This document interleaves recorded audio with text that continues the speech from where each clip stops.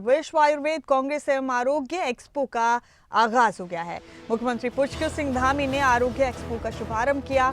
10वीं विश्व आयुर्वेद कांग्रेस एवं आरोग्य एक्सपो था ये, जिसका आगाज किया गया मुख्यमंत्री पुष्कर सिंह धामी की तरफ से। बड़ी खबर आपको दे रहे हैं, मुख्यमंत्री पुष्कर सिंह धामी ने विश्व आयुर्वेद कांग्रेस एवं आरोग्य एक्सपो का आगाज किया। ये 10वां एक्सपो है जिसका शुभारंभ मुख्यमंत्री पुष्कर सिंह धामी ने किया।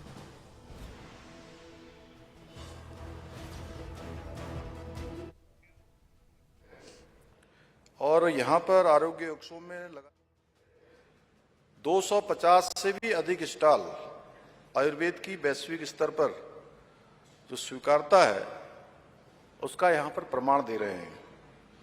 ये सम्मेलन आयुर्वेद के क्षेत्र में परस्पर ज्ञान साझा करने व विभिन्न शोध कार्यों को बढ़ावा देने के साथ साथ सहयोग और व्यापार के भी नए अवसरों को भी सर्जित करेगा, उनको भी बढ़ावा देगा।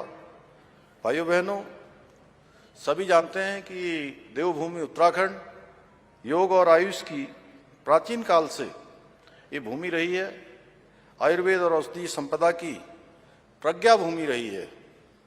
हमारे प्रदेश में पाए जाने वाली औषधियां, जड़ी बूटियों ने आयुर्वेद को आरोग्य के आधारभूत तत्व के रूप में स्थापित करने में महत्वपूर्ण भूमिका निभाई है। भाइयों बहनों, आयुर्वेद विश्व की एक ऐसी विशिष्ट चिकित्सा प्रणाली है जो प्राचीन काल से ही मानव सभ्यता का आरोग्य सुनिश्चित करती आ रही है।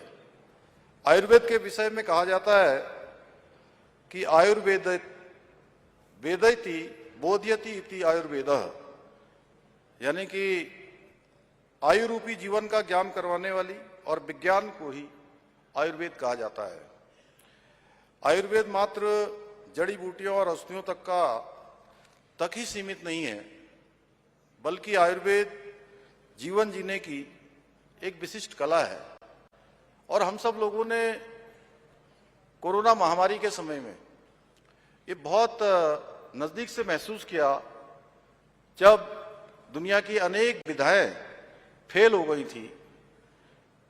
और उस समय हम अगर सबसे ज्यादा किसी प्रणाली पर आधारित रहे थे तो वो यही हमारी आयुर्वेद की प्रणाली है।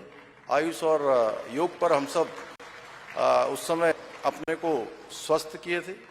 ये हम सभी सही जीवन शैली के बारे में ये बताता है कि इसका उद्देश्य रोगों को ठीक करना ही नहीं, बल्कि व्यक्ति के अंदर इसका लक्ष्य है कि रोग को होने ही न देना, या रोग अगर हो जाए तो उसको जड़ से समाप्त करना।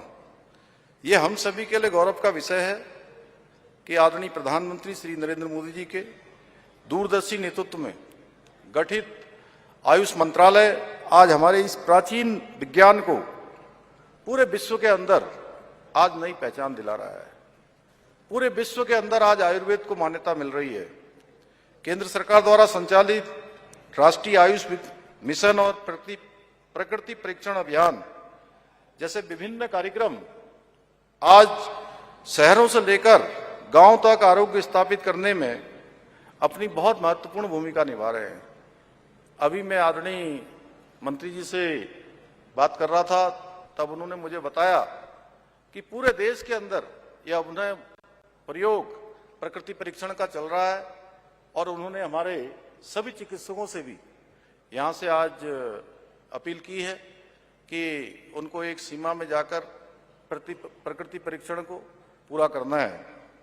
आदरणीय प्रधानमंत्री जी के मार्गदर्शन एवं सहयोग से हमारी राज्य सरकार भी प्रदेश के अंदर आयुर्वेद के प्रचार प्रसार के लिए लगातार कार्य कर रही है, निरंतरता से काम कर रही है।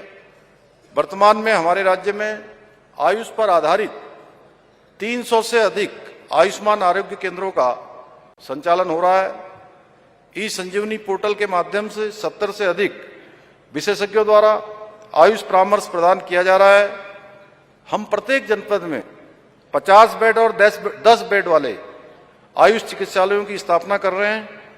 हम प्रत्येक जनपद के एक गांव को आयुष मॉडल गांव के रूप में स्थापित कर आयुर्वेदिक जड़ी बूटियों के उत्पादन को भी बढ़ावा दे रहे हैं।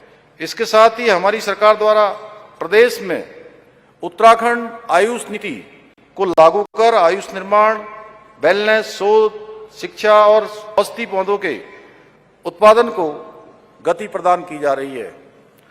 भाइयों बहनों, हमारी सरकार देश की प्रथम योग नीति को लागू करने की दिशा में भी कार्य कर रही है।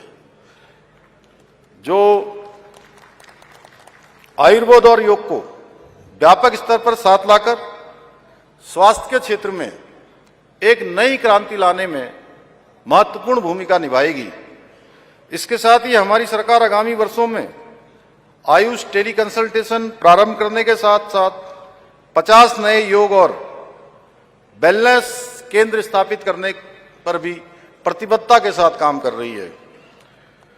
इतना ही नहीं, हमारी सरकार ने उत्तराखंड में अखिल भारतीय आयुर्वेद संस्थान की स्थापना के लिए आयुष मंत्रालय से अनुरोध किया है, जो आयुर्वेद शिक्षा और अनुसंधान के क्षेत्र में मील का पत्थर साबित होगा।